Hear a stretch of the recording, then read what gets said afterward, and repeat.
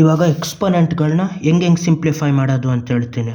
27 cube ಅನ್ನೋದನ್ನ ಹೆಂಗೆ simplify ಮಾಡ್ಬೋದು ಅಂದ್ರೆ ಅದನ್ನೇನಂತ ಬರೀಬೋದು. 27ನ ಅಂದರೆ ಕ್ಯೂಬ್ ಅಂದ್ರೆ 27 ಟೈಮ್ಸ್ ಆಫ್ 27 ಟೈಮ್ಸ್ ಆಫ್ 27 ಅಂತ ಬರೀಬೋದು.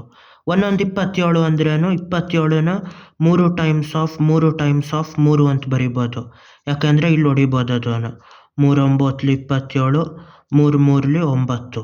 ಹಂಗಾಗಿ 3ನ 3 ಸತಿ ಗುಣಿಸಿದ್ರೆ 3 3 9 9 3 27 ಇಲ್ಲ 3 ಕ್ಯೂಬ್ ಅಂತ ಬರೀಬೋದು ಅದನ್ನು. ಅದೇ ಥರ ಇಲ್ಲಿ ಒಂದೊಂದು 27ನ 3ನ 3 ಸತಿ ಗುಣಿಸೋದು ಅಂತ ಬರೀಬೋದು. 3 ಟೈಮ್ಸ್ ಆಫ್ 3 ಟೈಮ್ಸ್ ಆಫ್ 3 ಇಲ್ಲ 3 ಟೈಮ್ಸ್ ಆಫ್ 3 ಟೈಮ್ಸ್ ಆಫ್ 3 ಮತ್ತು 3 ಟೈಮ್ಸ್ ಆಫ್ 3 ಟೈಮ್ಸ್ ಆಫ್ 3. ಎಷ್ಟು ಸತಿ ಆಗಿರ್ತದೋ ಒಂದೊಂದರಲ್ಲಿ 3 ಅಂದರೆ 3 3 3 1 2 3 4 5 6 7 8 9. ಹಂಗಾಗಿ 3 ಪವರ್ ಆಫ್ 9 ಅಂತ ಬರೀಬೋದು ಇದನ್ನು 27 ಕ್ಯೂಬ್ ಅನ್ನೋದನ್ನ.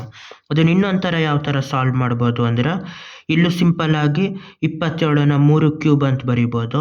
3 ಕ್ಯೂಬನ್ನ 3 ಕ್ಯೂಬ್ 3 ಕ್ಯೂಬ್ 3 ಕ್ಯೂಬ್ ಅಂತ ಮಾಡಿದ್ರೆ ಇಲ್ಲಿ 3 cube times of 3 cube times of 3 cube ಅಂತ ಮಾಡಿದ್ರೆ 3 ಕಾಮನ್ ಬೇಸ್ಗೆ 3 3 3 ಮಾಡಿದಾಗ 3 ಪವರ್ ಆಫ್ 9 ಅಂತ ಮಾಡ್ಬೋದು.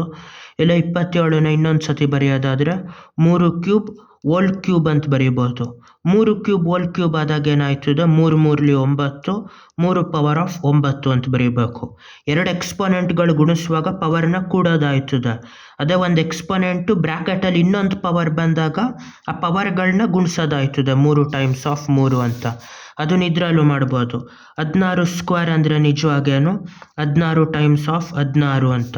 ಒಂದು 16ನೇನಂತ ಬರೀಬೋದು 2 8 2 4 2 2 ಅಂತ ಬರೀಬೋದು. ಇಲ್ಲ 16ನ 2 ಪವರ್ ಆಫ್ 4 ಅಂತ ಬರೀಬೋದು. ಅದೇ ಥರ ಇದನ್ನು ಸಿಂಪ್ಲಿಫೈ ಮಾಡಿದ್ರೆ 2 times of 2 times of 2 times of 2 times of 2 2 2 2 4 ಸತಿ.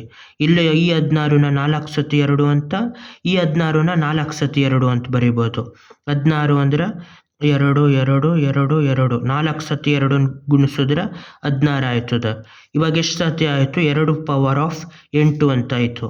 ಅದನ್ನು ಇನ್ನೊಂದು ಥರ ಬರೆಯೋದಾದಾಗ 16 ಸ್ಕ್ವೇರ್ನೇನಂತ ಬರೀಬೋದು. ಈ ಥರ ಬರೀಬೋದು ಏನು ಅಂತ 2 ಪವರ್ ಆಫ್ 4 16 ಅಂದರೆ 2 ಪವರ್ ಆಫ್ 4 ಹೋಲ್ ಸ್ಕ್ವೇರ್ ಅಂತ. 2 4 ಎಷ್ಟಾಯಿತು 8 ಆಯ್ತದೆ.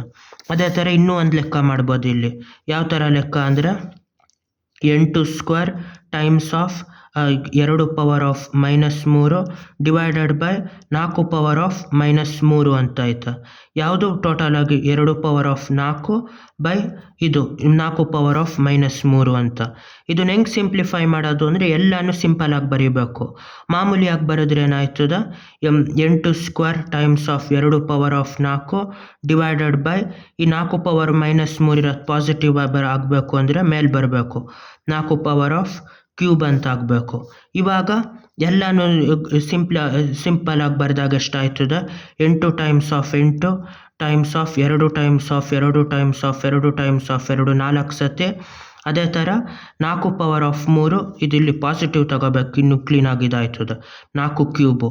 4 ಕ್ಯೂಬ್ ಇದ್ದಾಗ ಕೆಳಗಡೆ 4ನ 3 ಸತಿ ಗುಣಿಸೋದಾಯ್ತದೆ. ಇಲ್ಲಿ 2ನ 4 ಸತಿ ಗುಣಿಸೋದು 4ನ ಕೆಳಗಡೆ 3 ಸತಿ ಗುಣಿಸೋದಾಯಿತು. ಇವಾಗ ಎಲ್ಲನೂ ಹೊಡೆದಾಕಿದ್ರೆ ಏನಾಯ್ತದೆ ಸಿಂಪಲ್ಲಾಗಿ ಎಲ್ಲನೂ ಹೊಡೆದ್ರೆ 4 1 4 2 4 1 4 2 ಆಯ್ತದೆ. ಮತ್ತು 2 2 2 2 4 ಅಂತ ಆಯ್ತದೆ. ಇವಾಗ ಎಷ್ಟಾಯ್ತದೆ 1 2 3 4 2 ಪವರ್ ಆಫ್ 4 ಅಂತ ಆಯ್ತದೆ. ಇದನ್ನ ಇನ್ನೂ ಸಿಂಪ್ಲಿಫೈ ಆಗಿ ಮಾಡಬೇಕು ಅಂದರೆ ಎಲ್ಲನೂ ಸಿಂಪ್ಲಿಫೈ ಮಾಡಿಬಿಡ್ಬೋದು. 8ನೇನಂತ ಬರೀಬೋದು 8ನ 2 ಕ್ಯೂಬ್ ಅಂತ ಬರೀಬೋದು. ಯಾಕೆಂದರೆ 8ನ 2 ಟೈಮ್ಸ್ ಆಫ್ 2 ಟೈಮ್ಸ್ ಆಫ್ 2 ಅಂತ ಬರೀಬೋದು. 2 2 4 4 2 8 2 ಕ್ಯೂಬ್ ಅಂತ. ಅದೇ ಥರ 4ನ 2 ಟೈಮ್ಸ್ ಆಫ್ 2 2 2 4 ಆಗಿರೋದ್ರಿಂದ ಇದನ್ನು 2 ಸ್ಕ್ವೇರ್ ಅಂತ ಬರೀಬೋದು. ಇವಾಗ ಸಿಂಪ್ಲಿಫೈ ಮಾಡುವಾಗ 2 ಕ್ಯೂಬ್ ಹೋಲ್ ಸ್ಕ್ವೇರ್ ಅಂತ ಮಾಡ್ಬೋದು times of 2 power of 4 divided by 4 ಕ್ಯೂಬ್ನ 2 ಸ್ಕ್ವೇರ್ ಹೋಲ್ ಕ್ಯೂಬ್ ಅಂತ ಮಾಡ್ಬೋದು. ಇವಾಗಲೂ ಹಂಗೆ ಬ್ರ್ಯಾಕೆಟ್ ಗುಣಿಸಿದ್ರೆ 3 2 6 2 power of 6 times of 2 power of 4 divided by 2 power of 6 ಅಂತ ಆಯ್ತದೆ. 2 3 6 2 ಪವರ್ ಆಫ್ 6 1 ಅಂತ ಮಾಡಿದ್ರೆ 2 ಪವರ್ ಆಫ್ 4 ಆಯ್ತದ. ಇಲ್ಲ ನ್ಯೂಮರೇಟರ್ ಕೂಡ್ಬಿಟ್ಟು ಡಿನಾಮಿನೇಟರ್ ಕಳೆದ್ರೆ 6 + 4 10. ಇದು ಮೇಲೆ ಬಂದಾಗ -6 10 - 6 ಅಂದ್ರೆ ಅದು 2 ಪವರ್ ಆಫ್ 4 ಆಯ್ತದ. ಈ ಥರ ಸಿಂಪ್ಲಿಫೈ ಮಾಡ್ಬೋದು ಯಾವುದಾದ್ರೂ ಎಕ್ಸ್ಪೋನೆಂಟ್ಗಳನ್ನ. ಬಾಯ್.